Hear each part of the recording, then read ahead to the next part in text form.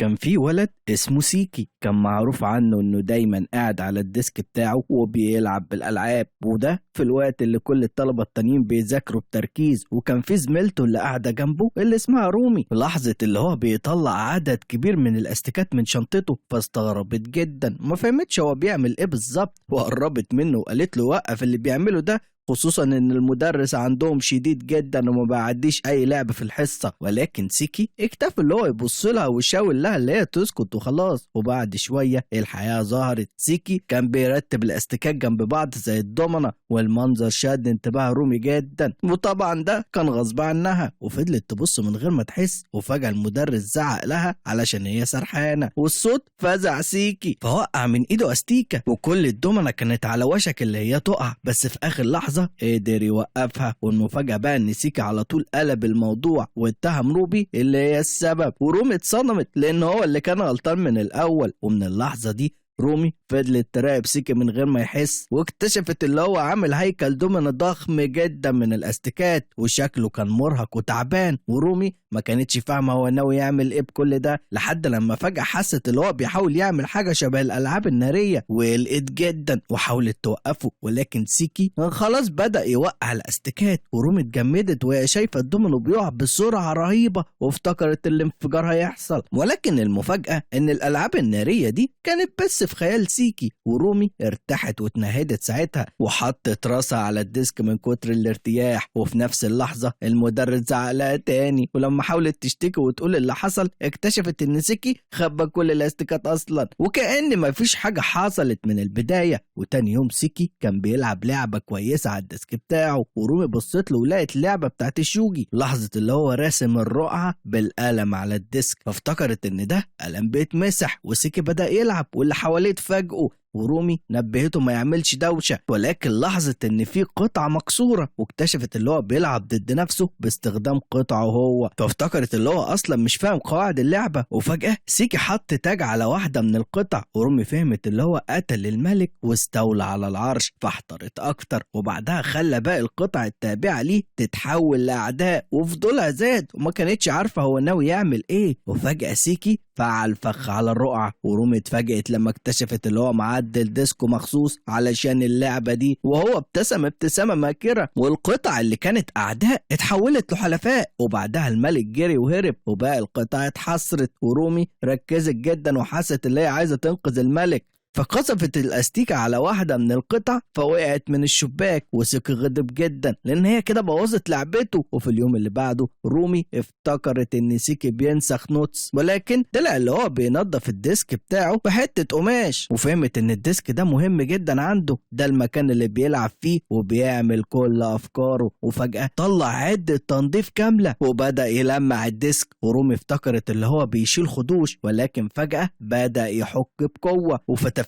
طارت عليها هي والزميل اللي قاعدين قدامه، وبعدها مسح الديسك وبقى بيلمع زي المراية. وسيكي كان مبسوط جدا بالنتيجة، وسيكي عرض يلمع ديسك رومي، ولكن هي رفضت، حتى لما عرض يدفع لها فلوس برضه رفضت، وقالت له ركز في الشرح. وهو كان حاسس بالملل وكمل يلمع ديسكو. ورومي لاحظت قد ايه هو مستمتع، فادته اللوحة الصغيرة بتاعتها، وسيكي فرح جدا وبدأ يلمعها بحماس، ولما خلص بقت زي المراية حرفيا. وفجأة رومي اتكهربت وشعرها وقف، وفهمت ان سيكي عمل كهربا ساكنة عن قصد، فهي غضبت جدا. وتاني يوم سيكي طلع رقعة جو كل كان بيذاكر، وهو كان قاعد بيلعب في هدوء غريب، ورومي ما كانتش فاهمة قواعد اللعبة، بس لاحظت اللي هو هادي زيادة عن اللزوم. وفجأة شافته بيرتب الأحجار على شكل دب وأرنب، وبعدين الدب والأرنب بدأوا يتخانقوا، وافتكرت إن ده جزء من اللعبة والمدرس طلب يكتبه. ورومي سرحت ورسمت الدب والأرنب في الكشكول، وتعصبت لأن ده كله بسبب سيكي. وبعد شوية سيكي دمج الدب والأرنب في شكل واحد وكمل القتال، ورومي تخيلت القصة معاه، بس لحظة اللي هو متعمد يخلي الأحجار البيضة تخسر، وهي سرحت تاني والمدرس قفشها تاني، وفي الآخر طبعا زعق لها. ولما قالت إن سيكي السبب اكتشفت إن الأحجار اختفت، بس كان معاها دليل الرسمة بتاعتها، وهي ورتها للمدرس فتعصب جدا. وفي حصة الكيمياء رومي لاحظت إن سيكي بيحفر في أستيكة بسكينة صغيرة، وطالع بينقش حروف وبيعمل ختم، وبعدها ضغط الأستيكة على الحبر وبدأ يختم. وكان متحمس جدا. ورومي شافت الموضوع من غير قيمة، ولكن سيكي خبى الختم علشان زميلهم أوزوا اللي دايما ملول وبيخطف أي حاجة مسلية. وافتكرت رومي إن لو أوزوا قاعد جنب سيكي يمكن يركز في المذاكرة، ولكن سيكي رجع ينحت تاني وبقى شكله نحات محترف. وفجأة اكتشف إن السكينة دي اختفت، وطلع أوزو خدها من غير إذن وما كانش فاهم سيكي بيعمل إيه. واكتر من كده غمس صوابع سيكي في الحبر وبصمها على الكشكول، وسيكي كان عاكز ومتضايق. وأوزوي زهق بسرعة، وسيكي طلع استيكة تانية وطلعت علبة وخبى فيها الختم وموهها كأنها استيكة عادية، وكان فخور بنفسه. ولكن المدرس طلب يكتبه، وأوزو غلط في الكتابة وخد استيكة سيكي، فكسرت الاستيكة واتكسر الختم. وسيكي اتصدم، وأوزو ولا هم وكمل كتابة. ورومي حست ان سيكي بيقع نفسيا، وفجأة المدرس مسح السبورة قبل ما تخلص كتابة. وفي تدريب إخلاء المدارس اعلن عن تمرين زلزال، ورومي افتكرت ان واحد زي سيكي ده مش هيهتم اصلا، ولكن شافته بيلعب بروبوتات على شكل عيلة، وده مش قتال. ولما الانذار اشتغل الطلبة استخبوا تحت الديسكات، وسيكي كان هادي علشان مخبي الروبوتات كويس. وفي الفناء رومي اتأثرت وشافت ان رغم عدم جديته الروبوتات بتاعته متدربة كويس، ولكن فجأة سيكي خبطهم بالغلط، وبعدين اكتشف ان هم اختفوا. طلع رومي هي اللي خدتهم علشان شايفه اللي هم ما يستاهلوش، ورجعتهم للفصل وبدأت تهتم بيهم، وسيكي كان بيتفرج بس. وفي يوم تاني الفصل كله كان بيتبادل خطابات، وسيكي كان كاتب خطابات كتير وبيختمها. ورومي اكتشفت ان تاموكا بعتت لها جواب وشرحت لها ان سيكي عامل نفسه ساعي بريد وبيوصل الخطابات ويختمها. ورومي شافت ان الموضوع لعب عيال، وتاموكا شجعتها تشارك. ورومي بقى كتبت رسالة لسيكي بتقوله يركز في المذاكرة ويبطل يضايقها، ولكن سيكي رفض يستلم الرسالة علشان مش على المقاس المطلوب، لأنه كان مصمم يفضل اللي هو يتصرف كأنه ساعي بريد حقيقي. ورومي اضطرت تطوي جوابها، والمفاجأة إنها كمان كانت لازم تختار الطريقة بتاعت التوصيل، والموضوع ده عصبها جدا علشان كان معقد ومقرف. بس في الآخر رضخت وسمعت الكلام، ولكن الصدمة إن مكتب البريد بتاع سيكي كان مقفول. ورومي اتفجرت من الغضب، بس وهي بتبص حواليها لاحظت حاجة غريبة، كان في صندوق بريد، واتصدمت لأن سيكي عمل صندوق بريد فعلا. وفي اللحظة دي رومي استغلت إن المدرس مش باصص وحاولت تحط الجواب في الصندوق، بس المسافة كانت بعيدة فخبطت في الكرسي ووقع، والصوت كان عالي. ولحسن الحظ المدرس ما خدش باله، وفي الآخر قدرت تحط الجواب في الصندوق، وافتكرت إن سيكي أكيد هيقراه، وخصوصا إن هي كانت كاتبة فيه كل التعب والمعاناة اللي شافتها بسببه. وعدى اليوم ورومي كانت لسه متضايقة علشان سيكي ما فكرش حتى يبص على صندوق البريد، فقررت تحط الجواب في درج الديسك. بس اللي حصل إن الموضوع اتفهم غلط، والناس افتكرت إن رومي معجبة بسيكي. وتاني يوم رومي شافت سيكي مكمل لعب الشوجي،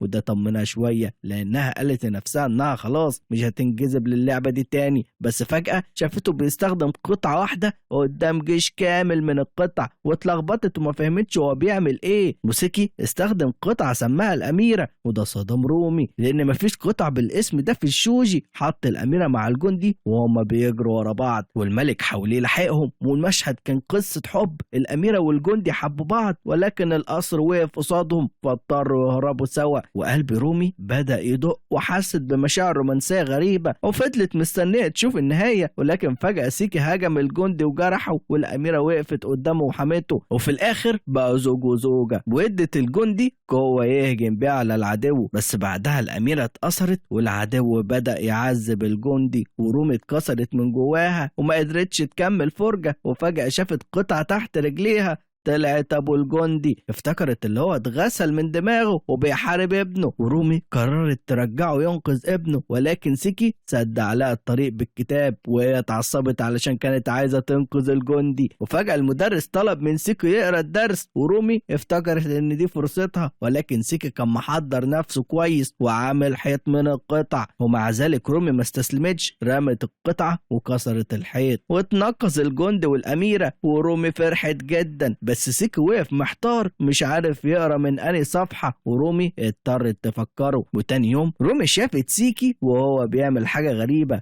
خصوصا ان رومي كانت تاني اشطر واحدة في المدرسة في الكروشيه، ومن هي صغيرة وهي موهوبة وعملت حاجات كتير لناس كتير، بس ده لان هي شاطرة زيادة عن اللزوم، والناس ما كانتش مصدقة اللي هي عملتها بنفسها. ورومي ما صدقتش ان سيكي يعرف يعمل ده، لان الكروشيه مش حاجة معتادة في الفصل، ولكن سيكي كان بيشتغل بسرعة وباحتراف، وهي شافت حشو على ديسكو فافتكرت اللي هو بيعمل لعبة محشية، وفجأة استوعبت ان سيكي بيستخدم تقنية الكروشيه المزدوج، ودي تقنية صعبة جدا وبتستخدم في أعمال فنية عالية، وممكن تتعامل بيها هدوم شتوي، ولكن ألعاب محشية لازم إبرة عادية. ورومي كانت متأكدة اللي هو مش هيظبطها، ولكن لما خلص طلع عامل صبار بسيط، ورغم بساطته رومي ما قدرتش تشيل عينها من عليه، كان شكله واقعي كأنه واقف في نص الصحراء، وحست اللي هي خسرت قدام سيكي وحاولت تحضن الصبار، ولكن سيكي فجأة فك الخيط كله، وهي اتصدمت علشان هو دمر شغله بإيده وطلبت منه اللي هو يرجعه، وسيكي اتوتر لأن روبي لما بتغضب كده بتبقى مخيفة. وتاني يوم كان في حصة رسم، ورومي لاحظت إن سيكي على وشك اللي هو يعمل حاجة تانية، وفي نفس الوقت ساكورا كانت شايفة ان رومي بنت طيبة وبتهتم باصحابها وحبت تصاحبها رغم ان عمرهم ما اتكلموا. ورومي شافت سيكي بيلعب جولف وبيستخدم فتحة صغيرة في الترابيزة، فافتكرت الفتحة الصغيرة دي جدا، ولكن سيكي ضرب الكورة وهي دخلت، وهي اندهشت بعدها، بس افتكرت ان ده ممكن يكون حظ، ولكن الحقيقة اللي هو كان مراقب الشوق في الترابيزة وبيوجه الكرة باحتراف. وساكورا لاحظت تركيز رومي مع سيكي وافتكرت ان رومي معجبة بيه، وسيكي صوب ناحية ديسك رومي وكان في حفرة تانية قريبة منها والمسافات كانت بعيدة، ورومي افتكرت اللي هو مش هيعملها، وساكورا شافتهم باصين لبعض بتركيز وافتكرت اللي هما مرتبطين، والمدرس وزع ادوات، وبالصدفة رومي زقت الكورة وطلعتها، وساعتها سيكي زعل ورومي اعتذرت بسرعة، وساكورا ما فهمتش هما بيتخانقوا ليه من غير كلام، وافتكرت ان هما عايشين مع بعض اصلا. وسيكي ادى رومي علم صغير تمسكه ودخلوا الاتنين يدوروا على الكورة، وساكورا اتصدمت وافتكرت ان هما بيعملوا حاجة غلط تحت الترابيزة. وفي الفسحة ساكورا كلمت رومي وقعدتها تدعمها، ورومي فرحت وحست ان في حد فاهمها اخيرا، ولكن هي مش فاهمه اي حاجه اصلا. وتاني يوم رومي شافت سيكي مطلع دبدوب صغير وفرحت علشان شكله كان لطيف، ولكن سيكي اتوتر فجاه علشان في دبدوب تاني في ظهر مايا، ورومي قلقته وقالت له ما يلعبش بحاجه حد تاني، وفجاه الدبدوب بدا يطلع لوحده، طلع سيكي رابط خيط في قميص ميا وميا اتحرك والدبدوب اهتز، ورومي حست ان هما بيلعبوا تسلق جبال خطير، والخيط كان متعلق ومايا لفت رقبته وقلبهم وقع، والدبدوب قرب يوصل، وفجأة مايا هز راسه والدبدوب طار من الشباك، والاتنين اتصدموا، بس سيكي كان ماسك الخيط وسحب الدبدوب تاني وبعدها ارتاحوا، وسيكي حب يعيد التجربة بس مايا خد باله، ورومي قلقت علشان هي كده هتتحسب معاهم مشاركة، وسيكي ما استسلمش. وتاني يوم سيكي طلع عربية بريموت، ورومي كانت هتنبهه بس اتفاجئت اللي هو مركز في المذاكرة وكان بيدرس قوانين المرور، وادى لنفسه 90 درجة وطلع نموذج مدرسة سواقة وبدأ يختبر نفسه على الديسك، وكان سايق بحذر شديد، طلع على الرصيف ورجع تاني وطلع مطلع، وفجأة العربية اتقلبت وسيكي اتصدم وهو بيخسر. وتاني يوم كمل تدريب، ورومي لاحظت لزقة جرح في ايده وعرفت اللي هو كان بيتمرن كتير، وهو نجح في الاخر وفرح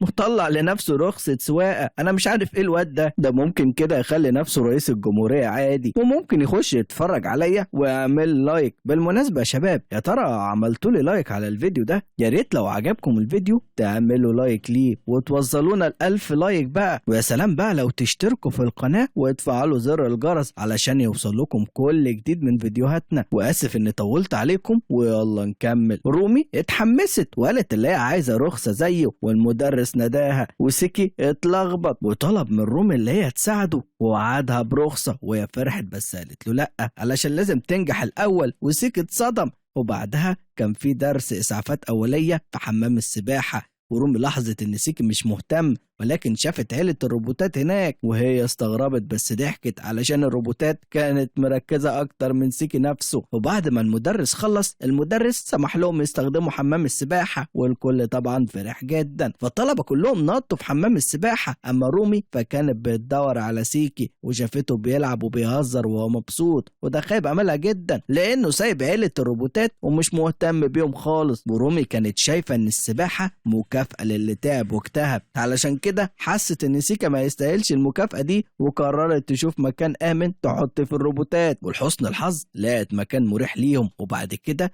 رومي نزلت تعوم وفجأة زاو شاف الروبوتات واتحمس ورماهم في المية ورومي اتفزعت، ولكن الحمد لله الروبوتات طافت على السطح. وفجأة مية عدى وهو بيعوم فالمية زقت الروبوتات لبعيد، ورومي حست كأن الروبوتات تايهة في نص المحيط. وفجأة الروبوت علق في شعر ساكورا ورومي نطت في المية فورا. وفي نفس اللحظة دي سيكي شاف الروبوتات بتاعته، بس لومي وصلت الروبوتات كانت اختفت، وطلع ان سيكي هو اللي لقى الروبوتات وده ريحها جدا. والدرس خلص بس رومي فضلت تدور على بقية الروبوتات. وتاني يوم رومي كانت بتحضر الغدا وشافت علبة اكل سيكي وكانت شكلها لطيف جدا، فهي اتحمست ولكن اتصدمت لما عرفت اللي هو خلصها كلها، وحست ان طريقته في الاكل قاسية جدا مع ان الاكل معمول علشان يتاكل. وحاولت تتجاهله وكملت اكلها، ولكن لاحظت اللي هو لسه عنده سجق على شكل اخطبوط واستغربت ليه سايبهم كده. وفجأة سيكي وصل الاخطبوط ببعض وكأنهم كده بيحاولوا ينقذوا اصحابهم، وقلب رومي وجعها، ولكن سيكي خرمهم واكلهم من غير رحمة في الاخر. ورومي تخيلته عملاق قاسي بيدمر الاخطبوطات. وفجأة ظهر اخطبوط قوي بطل جاي ينقذ اصحابه، ولكن سيكي اكله بسهولة والمشهد ضايق رومي جدا. وفجأة سيكي شرق في الاكل، ولكن رومي افتكرت ان دي عقوبة من السماء. والبنات لاحظوا تعابير وشها الغريب ورومي نفسها اصلا اتلخبطت وفهمت ان هي كده كانت مركزه مع سيكي زياده عن اللزوم. وسيكي وقف اكل الاخطبوطات ورومي فرحت لما لقت فاضل 4، ولكن الصدمه اللي هو اداهم لاصحابه. ورومي حست الاخطبوطات دول مساكين. وفجاه طلع طبق تاني ورومي ما استحملتش. وفي حصه الرسم ساكورا كانت ناويه تقعد جنب رومي، ولكن رومي كانت ناويه تغيب علشان بردانه. وساكورا بدات تراقب سيكي وحست اللي هو حزين علشان رومي مش موجوده، وهي شافته بيلعب سم ورق وافتكرت ان في مشكله بينهم. ولما لعب السم خسر سيكي لفله شاش وشاكورا اتصدمت وافتكرت ان رومي في البيت بتعيط لوحدها. وسيكي كمل المباراه وخلى ربوط من الورق وسمه من الورق اللي هما يتحاربوا، وكل مره السم كان بيخسر وسيكي يداويه. وساكورا افتكرت ان ده جرح في قلب سيكي والربوط اللي هو الورق ده كان كبر. وساكورا قلقت ان سيكي مجروح من جواه، ولكن الحقيقه ان سيكي كان مستمتع جدا. وبالغلط ساكورا خبط الديسكو فالربوط وقع، وسيكي افتكر ان رومي لسه بتراقبه واتخض. وساكورا افتكرت اللي هو وحشاه. وسيكي شال لعبه السومو وساكورا فرحت علشان افتكرت اللي هما اتصالحوا. وتاني يوم رومي خفت والكل فرح، ولكن كان في درس مهم. سيكي رجع يلعب شوجي وفجأة طلع قطع شطرنج كمان، طلع ناوي يلعب شوجي ضد الشطرنج. ورومي استغربت علشان القوانين مختلفة جدا. والدرس بدأ والفصل كان ضلمة، ورومي افتكرت ان اللعبة هيقف، ولكن شافت قطع الشوجي بتقع. وسيكي كان لسه بيحارب في الضلمة، وقطع الشطرنج السوداء وقطع الشوجي هي مش شايفاهم، كانوا هما بيتم اغتيالهم. ورومي اتضايقت وحست ان اللعب مش عادل وحاولت تضرب استيكة، بس الضلمة كانت شديدة، لو ما اتدخلتش الشوجة هيخسر. وفجأة شافت قطع الشوجة على الأرض، وقبل ما سيكي يخلص اللعب لقى القطع رجعت مكانها واتخض وما فهمش ازاي ده حصل وافتكرها أشباح. والحقيقة ان رومي كانت رجعت القطع في السر، وسيكي خبى القطع بسرعة ورومي حست ان هي انتقمت منه. وفجأة اكتشفت ان الجيبة بتاعتها علقت واتحرجت وما قدرتش تتحرك. وتاني يوم رومي شافت سيكي مغمض عينيه وطلع بيلعب لعبة تركيب الوش، وكان بيغلط طبعا فضحكت من غير ما تحس والكل سمع ورومي اتكسفت، ولكن الحمد لله ما تعاقبتش وهي زعقت في سيكي، بس فضولها فضل موجود. وفجأة سيكي ركب الوش الصح وده ادهشها. وبعدها حاول يعمل تسريحة شعر بس كانت وحشة جدا ورومي كرهتها، والمدرس مسح السبورة ورومي اضطرت تكتب بسرعة. وفي نفس الوقت سيكي كان بيرتب القطع، طلع عامل عيلة كاملة. ولحظة اللي هو عبقري في اللعبة، ولكن وش الطفل كان شبه وش شخص كبير، وسيكي خلى الطفل يقف. ورومي فرحت وحست العيلة سعيدة. وبعدها الطفل كبر وبقى في المدرسة، ولكن رومي لحظة اللي هو بيبعد عن أهله وفجأة بقى طالب مشاغب. ورومي اتخضت وقررت تتدخل، وهي لفت الكتاب ونفخت في الطفل فهو قرب من أهله، بس نفخت بالغلط في إيد سيكي. وسيكي اتفزع ولكن ما خدش باله، والعيلة رجعت سعيدة. وتاني يوم المدرس وزع أدوات، ولكن رومي وسيكي ما خدوش واضطروا يبصوا سوا. ورومي اتوترت وما كانتش عارفة سيكي هيعمل ايه. وفجأة لحظة اللي هو متضايق والديسكات كانت لازقة في بعض ومش عارف يطلع ألعابه. ورومي فرحت علشان اكتشفت نقطة ضعفه، ولكن سيكي فتح المقلبة وكان مخبي كوتشينة وخلى رومي تختار قصة دينار. وبعدها خلط الورق وطلع نفس الورقة، ورومي حست بالعجز. وسيكي كان مبسوط جدا والتعبير ده قلقها وخلاها تختار ورقة تانية، ولكن رومي قررت تركز في المذاكرة مهما عمل ومش هتبصله. وفجأة شافت قصة دينار تحت الأدوات وهي اندهشت، بس كملت مذاكرة وكرمشت الورقة بتاعته. وبعدها شافت قصة دينار لازق في بنطلون مايا وهي اتلخبطت علشان هي كانت كرمشت الورقة أصلا. وسيكي فضل يحاول يلفت نظرها وهي فضلت هادية وافتكرت إن حركاته فاضية علشان عنده ورقتين. وفجأة فتح الورقة المتكرمشة وطلعت 6 زبيد، وسيكي طلع قصة دينار من بقه. ورومي اتصدمت والدرس خلص. وتاني يوم رومي لاحظت ان سيكي لابس نظارة وهي اتصدمت لانه الصبح كان من غيرها، وافتكرت اللي هو نظره ضعيف وبيذاكر بجد. وساعتها هي فرحت. وسيكي طلع مراية وافتكرت اللي هو بيبص على شكله، ولكن طلع معاه نظارات كتير. ورومي اتفاجئت وقالت له اللي هو يلمهم، بس هو فضل يبص في المراية بتركيز. ورومي اتجاهلته، ولكن في الاخر استوعبت حاجة، ان النضارة كانت لايقة على سيكي جدا. وسيكي كان باين اللي هو لطيف جدا، ولكن لما بص على رومي فورا شالت وشها. وبعدها سيكي كمل يغير النضارة التانية. ورومي كانت دايما بتدي رأيها، وكانت هي لسه شايفاه ان النضارة المربعة دي هي الافضل. وفجأة سيكي اختار نضارة حمراء وعمل شكل سوبر هيرو، ورومي اتحرقت من القلق. وفي اللحظة دي سيكي حس ان رومي شخص مخيف، ورومي حاولت تجبره يلبس النضارة المربعة. وفي الاخر سيكي اضطر يختار حسب رغبتها. ورومي حست ان ستايل سيكي ده جميل جدا وده فرحها جدا. بس الايام اللي بعدها رومي ما شافتش سيكي لابس نضارة تاني، وده زعلها جامد. وتاني يوم الصبح سيكي باين كأنه مركز في المذاكرة، ولكن رومي لاحظت اللي هو بيلعب بكتاب تقليب وافتكرت اللي هو ممكن يعمل عمل فني، بس عمرها ما شافت سيكي بيرسم قبل كده